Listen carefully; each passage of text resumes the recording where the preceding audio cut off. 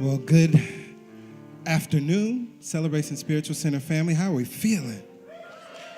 How are we being? It feels good in here. Yes, yes. I feel the release. It's already happening. It's already happening, and we're just going to take that a little bit further. Now, before we get too deep into the message, I first want to take a moment to acknowledge our brothers and sisters in Santa Fe, Texas. Those students of Santa Fe High School, the faculty, the families, the parents, the community. Not only are our love and prayers with you, but our inspired action is with you. We, of course, here at this center, we are advocates. We here at this center are not afraid to march. We here at this center are not afraid to call for reform in our laws. And we are also not afraid to recognize that we live from this deep New Thought axiom, let there be peace on earth and let it begin with me. And so we do not wait for anyone else to change if we are not willing to make the shifts, the changes that are needed within ourselves in order to create the beloved community that we desire. Yes, yes? Thank you again, Julia, for being here. We appreciate you. And I also want to say thank you to First Lady Chirlane McCray and Mayor de Blasio for their just incredibly inspired leadership, and it's been so wonderful and amazing to watch how Mental Health Weekend and Thrive NYC has continued to grow, and we are so honored and happy to be a part of this. So, I always like to take us back to understand where we've been as we have this series, and so in week one, we started with the biology of choice, recognizing as our, unfortunately, our dear brother Kanye West said that slavery was a choice, and not only for our ancestors, but even today, we must recognize the biology of choice, that actually, although from the outside looking in, it feels like someone has a choice to do something differently, when you're dealing with trauma, you don't have choice. And so I said it then, I'll say it again, and many of you have seen the article that came out this week. It was completely irresponsible and unloving what he said, right? Because it didn't take this into perspective. And so we recognize that in order to actually get to this place of choice, there's a healing that has to happen. And we talked about some ways that we can use various techniques of meditation and other techniques that allow us to get to this place to access the subconscious mind, that 95%, so that then we can start to change our thoughts and our habits and actually access, as I always quote Bob Roth here, the CEO of the mind, our frontal cortex. And so when we're in trauma, when we're stressed out, we're living in the fight or flight place, we don't have access to the CEO. So the organization, the company is a little in disarray. And so please go back to that message. We shared a lot there. Last week, let's go to the other side. As we talked about choice in the first week, in the second week, we want to talk about change, that we recognize we want to make a change in our lives, and we come to the river of change, but then what is required? And there are three things: acceptance, belief, and surrender are what are required that will then allow us and support us in moving across the river of change as we are creating literally, chemically, biologically, and genetically a new identity. That's the only reason it doesn't feel good when we're trying to make a choice.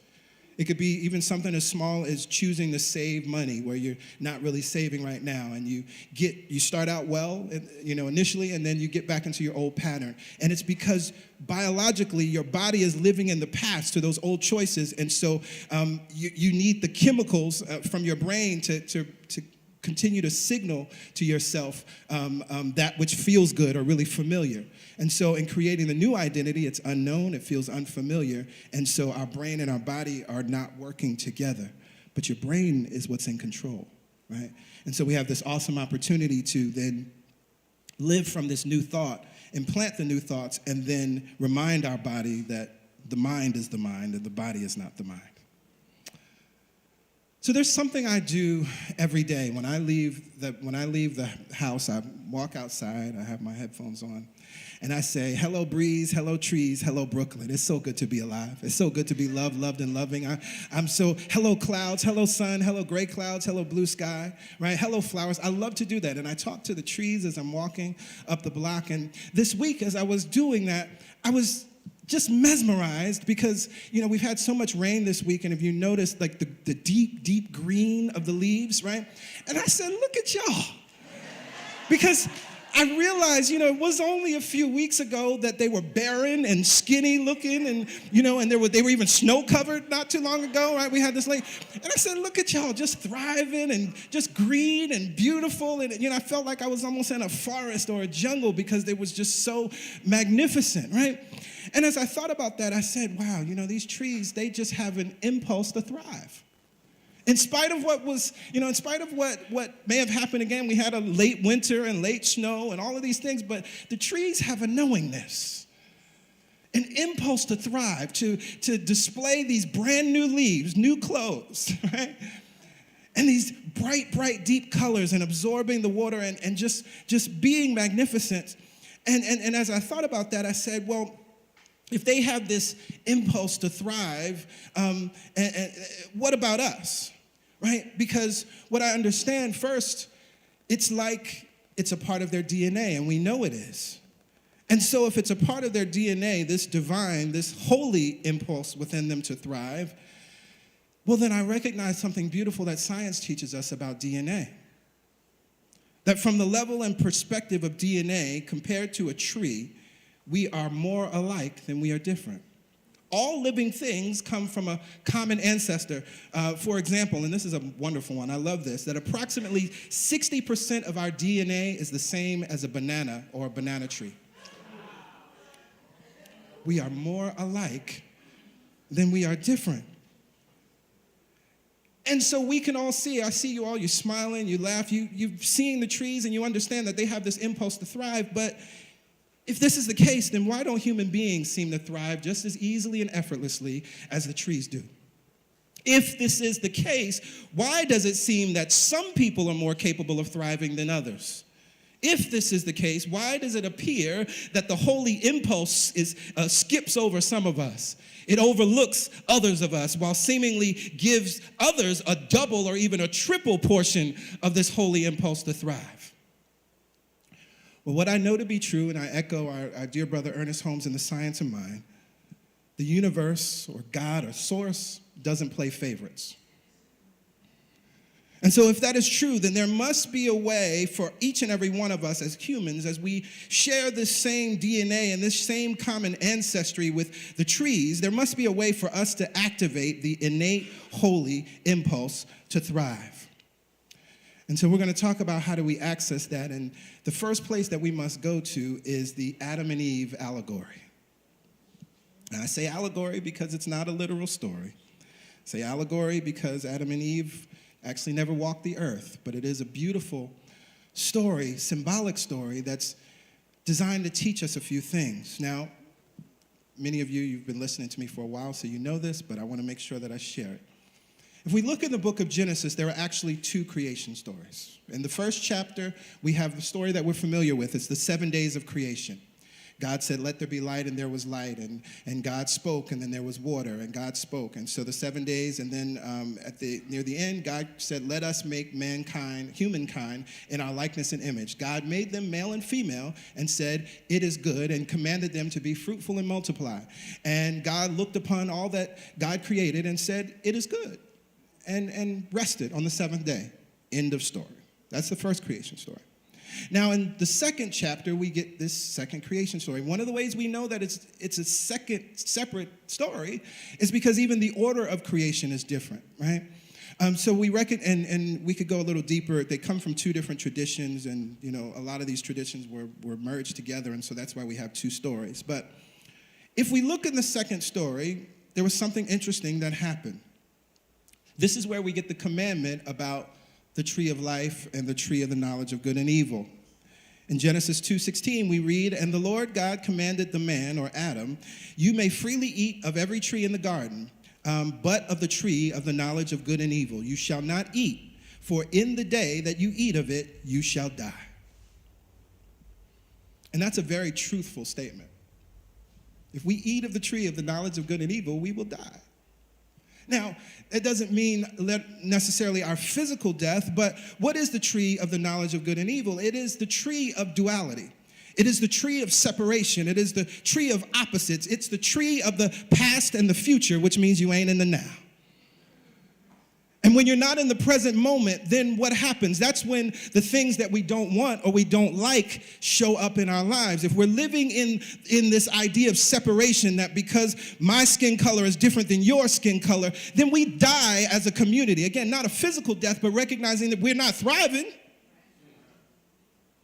And so this was the deeper, wonderful, mystical understanding that happened. And so what goes on? Of course, we know there's the serpent and the apple and all of that wonderful stuff happens, right? And so because they ate of the tree of the knowledge of good and evil, Adam and Eve experienced separation. All of a sudden, they had to hide from each other, and then they had to hide from God. And God says, because you believe that there's something wrong with you, you are now banished from Eden. You are now banished from this place that is the pure symbolism of thriving. That's all Eden was a place to thrive, was a place to live, a place to be happy, a place that you would never die. Right? It was the epitome of thriving. But because they believed something different, they no longer could stay in this place of thriving, or this place we call Eden, and they were cursed. And part of the cursing here from God, we read, "Cursed is the ground because of you. In toil you shall eat of it all the days of your life. Thorns and thistles it shall bring forth for you, and you shall eat the plants of the field. By the sweat of your face," or the sweat of your brow, if you're reading the King James, "you shall eat bread until you return to the ground." We also know that Eve was cursed, that then childbirth would become painful. Now, again, this was an allegory. We understand that if we look back at ancient stories and creation stories, these stories were trying to tell us why our current conditions are the way that they are, right? And so in this ancient story, this was a belief amongst this group of people that this was the reason why women experience pain during childbirth, that this is the reason why we must toil by the sweat of our brow and work hard in order to get anything that we want. This is the opposite of thriving, yes, yes? And so we recognize then that if we eat of the knowledge of the tree of good and evil, we cannot thrive. We're going to live in work. We're going to live in toil. We're going to live in struggle. We're going to live in hustle. But there's something very deep and something interesting that my attention was brought back to. Pastor Yolanda and I were having a conversation about this idea, and I'm so happy to bring this idea to you. One of our pioneers within the New Thought movement, as many of you know, and for those that don't know, the New Thought movement really was established in the late 19th century. We have Phineas Parkhurst Quimby, who is considered the father of the movement. Emma Curtis Hopkins is considered the mother of the movement. But in between there was a woman by the name of Mary Baker Eddy, who studied with Phineas Parkhurst Quimby. She experienced a miraculous healing using her mind, using thought and thought alone, not using conventional medicine. After Parkhurst Quimby died, Mary Baker Eddy, she was injured again and was able to heal herself. She fell and was able to heal herself, and she became the founder of Christian Science. And there's something interesting that she teaches that's one of the foundational ideas within Christian Science, which again is part of the New Thought movement. Because we read this story about Adam in the second creation, and we have the commandment that God gave to not eat of the tree of the knowledge of good and evil. And then God says, it's not good for man to be alone, for Adam to be alone. And so that's when God creates the animals. And then after that, then God still realizes that Adam needs a partner. And so what happens? God puts Adam to sleep, right? And then takes the rib, and Eve is created, right? Y'all know that story, right? Well, what's interesting is that Mary Baker Eddy teaches something. Adam never woke up. If you look at the text, nowhere does it say that Adam woke up. And what she teaches us then is that she talks about this Adam dream, that really what is required for each and every one of us to do is to wake up from this Adam dream. Because you see, when Adam was asleep, that's then when the first separation created of Adam and Eve being separate and different. While he was asleep, Adam and Eve ate of the tree of the knowledge of good and evil. They ate of separation. He moved out of the now and moved into the past and the future. He moved into separation. He moved into duality. He moved into fear. He moved into doubt and worry. All of this happened while he was asleep. And so the opportunity is for us to wake up. Now, Mary Baker Eddy writes this. She was writing this in the late 1890s. The parent of all human discord was the Adam dream, the deep sleep in which originated the delusion that life and intelligence proceeded from and passed into matter. Man, or mankind, or humankind, is the offspring of spirit. The beautiful, good, and pure constitute our ancestry. And if you recall in week 1, I said that to be asleep means to live in the past, but to stay woke means to live in the now. So we recognize then that one of the ways in order for us to thrive, in order for us to tap into this holy impulse that is within us to thrive, we got to wake up from this dream. We have to wake up from this dream of separation. We have to wake up from this dream of otherness. We have to wake up from this dream of not living in the now. We have to wake up from this dream of living in the past or living in the future and completely live in the now. That's how we stay woke. So that is one of the first things that we must do if we want to thrive, to wake up from this Adam dream.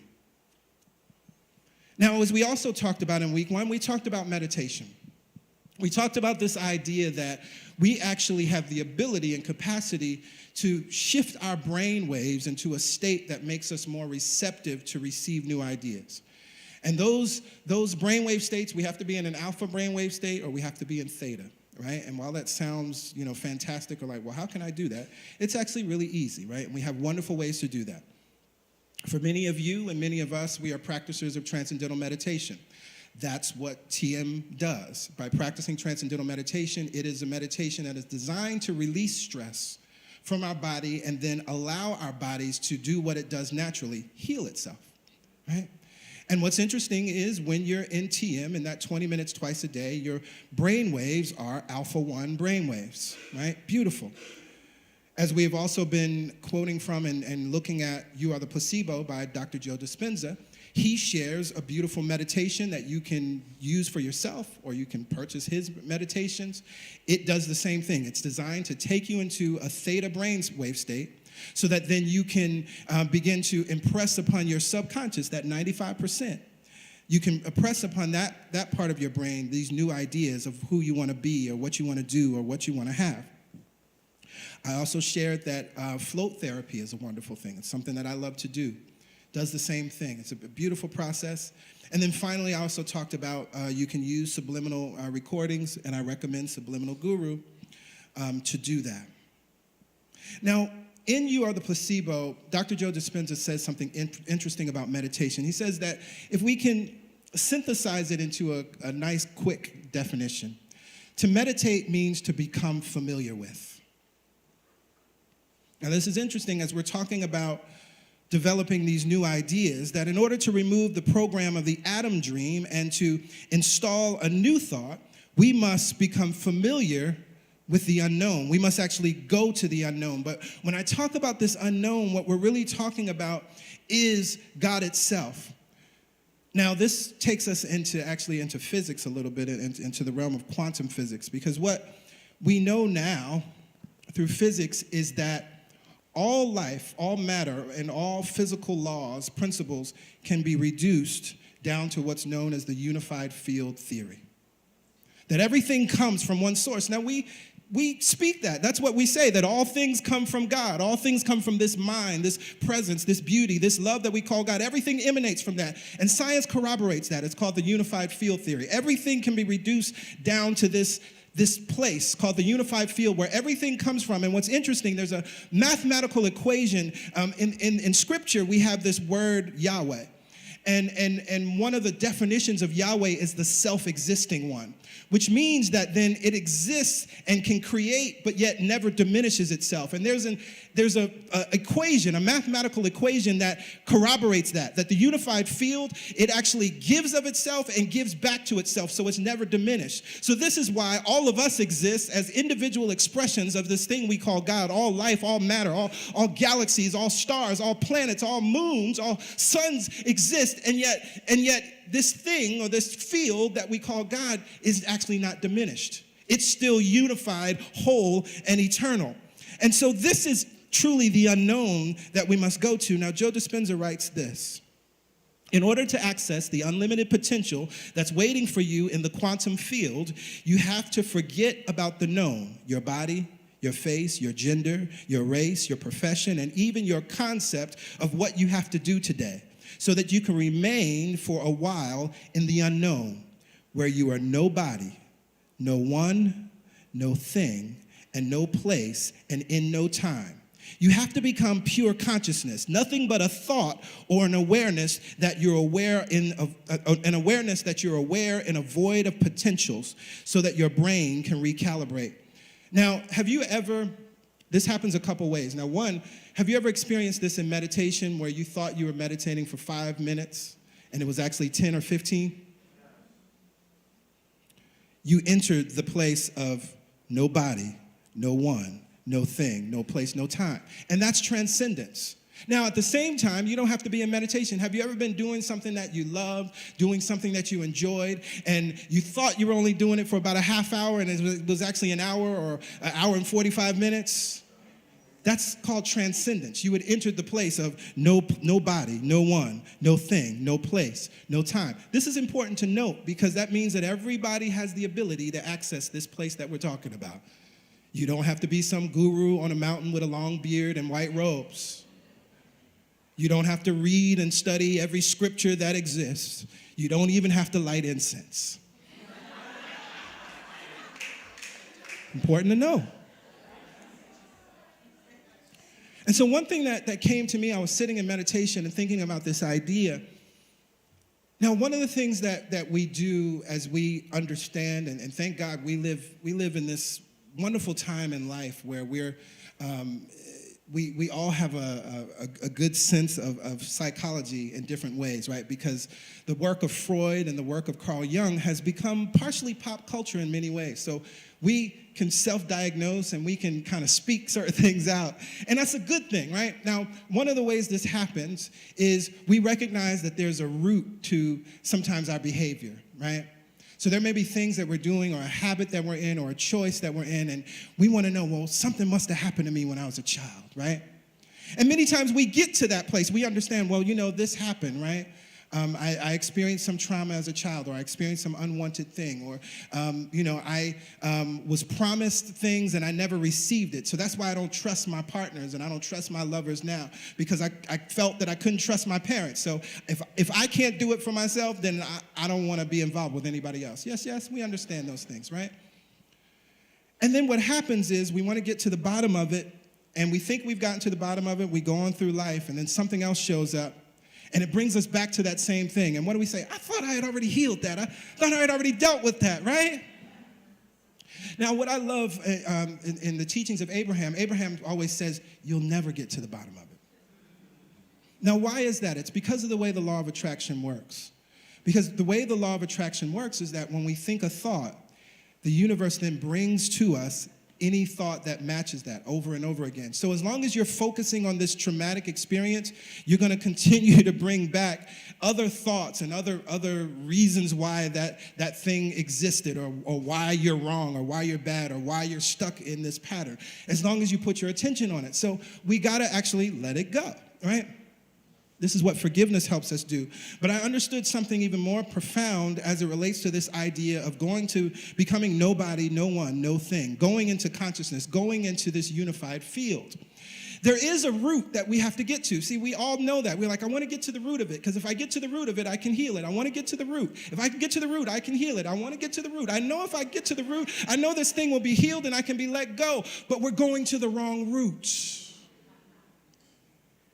Because you see, through this meditative process, as we go to the unified field, the root of all life, we go to that root and we recognize that there is no problem. As Pastor Yolanda said last week, nobody doesn't have a problem. We go to the place of nobody. No time, no one, no thing. All of a sudden, you're not your story anymore. All of a sudden, you're not that experience anymore. And then what happens again, and we understand this can be measured. It is measured. That when we go to that place, and as Joe Dispenza says, we allow our brains to recalibrate, Our body has a natural, innate sense, impulse to thrive. So when you go to that place, now you're nobody, no one, no thing, and no time, and no place. And now what happens is your body can now begin to activate its innate sense of healing. All of a sudden, your blood pressure starts to go down. All of a sudden, your cholesterol is lowered. All of a sudden, you're no longer at risk for heart disease. This is fact. But this is why. Because you've gone to the source to now heal the story. So many people, of course, people of color, we have this story that heart disease is something that happens to black folk. That's not true. What's really going on, the stress is causing the heart disease. Because if we're living in a traumatic experience and you feel like the outside world is against you, then your body is constantly pumping cortisol and adrenaline over and over again. And so by the time you're 21, you have the heart of a 40, 50, or 60-year-old. That's all that's happening. But we recognize through meditation, what do? Your cortisol levels drop even lower than the level that they drop when you're asleep. And then it turns on. It activates your body's natural ability to heal itself. So this thought process, this thinking, it took me a little deeper. Because we're talking about waking up from this Adam dream, and we're talking about tapping into this place, this unified field where all knowledge, all love is, where everything comes from, and we can heal. We can begin to recalibrate our brains, and by recalibrating our brains, we then send new signals to our bodies to heal. And so it took me to Corinthians, Paul's letter to the Corinthians, chapter 13. It's very familiar. Y'all know it. It's that love verse, right? Love is patient. Love is kind. We sing the song, Love is the More Excellent Way, that's based on this verse, or this chapter, rather. And there's something that Paul says here that I think points us back to this deeper truth that we're dealing with.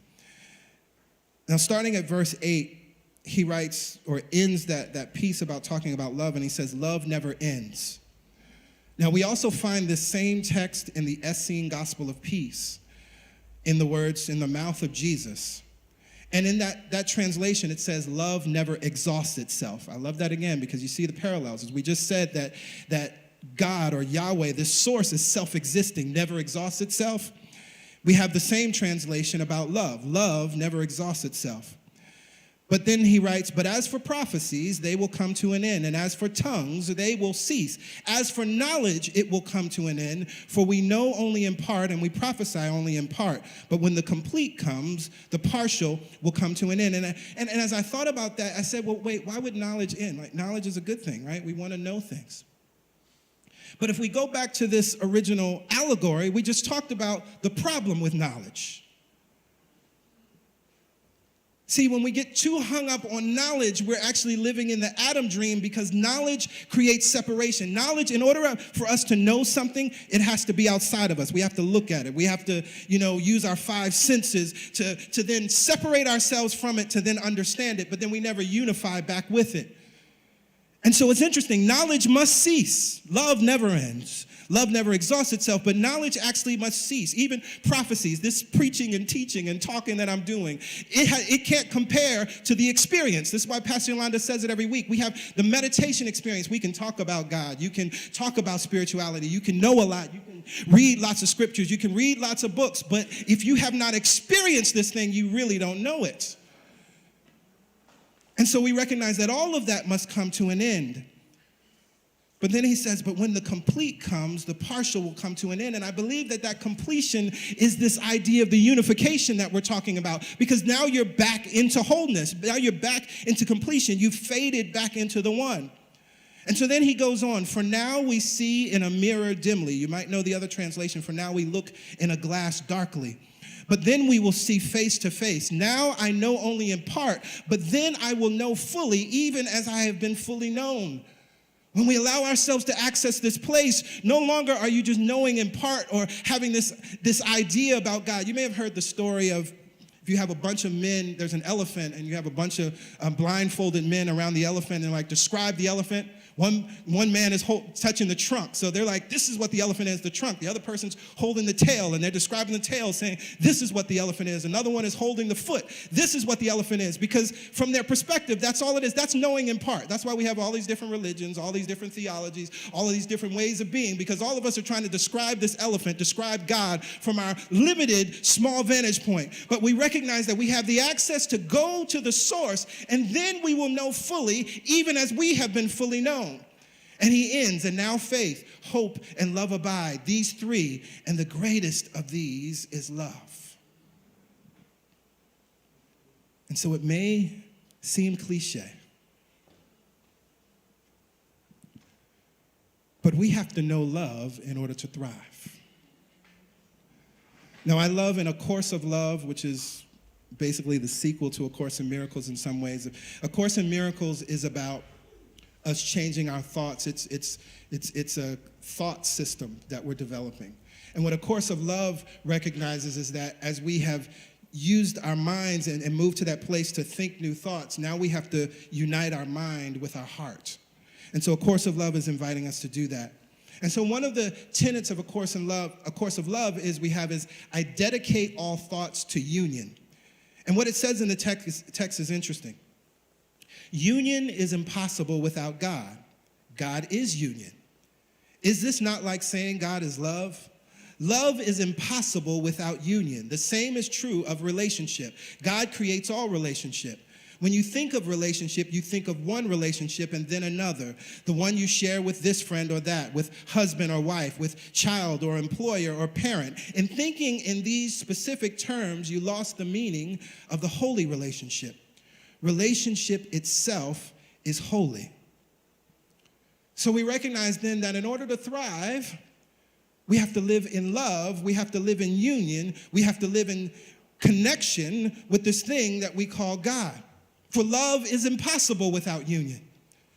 And meditation is what allows us to come into union, to come into this connection. And we recognize this takes us back to the beginning, because eating of the tree of the knowledge of good and evil created separation.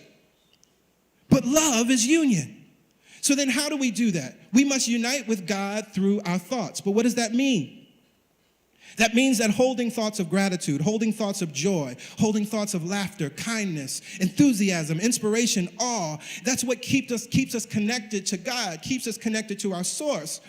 But on the other hand, if we're complaining, if we're in worry, if we're in fear, gossip, anger, stressed out, it disconnects us. And what's beautiful is, again, the way the science and medicine corroborates this. When we're in joy, when we're in love, when we're in laughter, it turns on the genes within us that promote health and healing and actually boost our immune system. That's quantifiable and verifiable.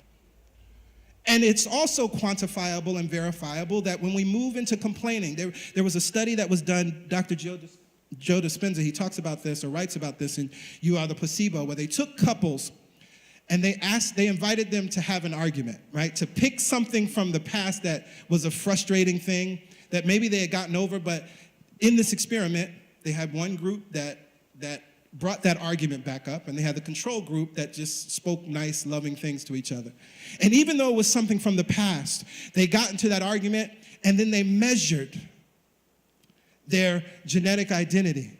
And what they found is that the genes that promoted dis-ease and sickness began to turn on as a result of them having an argument from the past. And similarly, there are countless studies now of those that taking cancer patients and those that are dealing with diabetes, watching a comedy for an hour. It turns on the genes that promote wellness and well-being. And so I think that's beautiful and wonderful, because we're not talking about something, as I said earlier, this idea of we have to be some guru with a long beard, living in a mountain or shut away from the world. Because, one of the things we say is in living, we activate God. We believe that as spiritual people, we should be living out in the world fully, openly, and thriving. And we recognize the way to do that effectively is gratitude. So simple. 3 things you're grateful for in the morning or in the evening. To focus on those things that bring you joy, to find ways to laugh. Which is why, there's certain movies, certain TV shows I just don't watch. Not because they're bad, but they don't promote the laughter and joy that I'm seeking to stay in so that I can thrive. Kindness. I saw a beautiful thing. I was at Next Level Burger at Whole Foods. And I'm sitting there in the window, and, people watching, they're going by. And this woman walks by and drops some money. And another woman is walking in the other way and sees it. And I watched her chase her all the way down, give her her money, and then she walks back, and I just said thumbs up, and she smiled, and we had a little moment, right? And so not only did I she experienced the good of that kindness and the woman getting her money back, but I got to experience it, and then we had an exchange, and my vibration lifted. I know that my cells laughed within me, right? Enthusiasm, inspiration, awe. Take some time to just go outside and look up at the sky and realize that you're one with this magnificent universe, this magnificent earth that is our home. You're one with it. Or do like I do and talk to the trees. But know that there is a holy impulse within you, a holy impulse to thrive. But in order to thrive, we have to wake up from the Adam dream. We have to throw out the old programs and the old stories, and we must connect and unite with thoughts that promote healing, thoughts that promote wellness, and thoughts that promote well-being. So my sisters, my brothers, thrive. My sisters, my brothers, thrive, thrive, thrive. With that, I say amen, Ashe. And so it is. And so it is.